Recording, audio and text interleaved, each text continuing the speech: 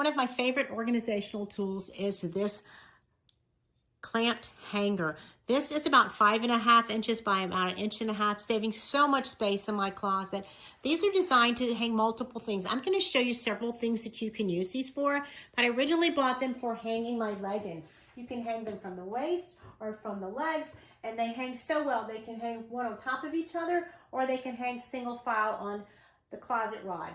I like to use them for bathing suits, for tank tops that are just hard to hang, don't need to take up closet space, but you don't want them wrinkled and folded either. They're perfect for that.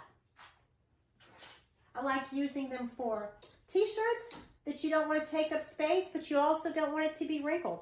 Workout clothes, very good for that. Long sleeves and short sleeve tanks, very good. These hanging clamps can also be used in the kitchen for aprons and towels and things that you want to dry in the laundry room. I love these clamps.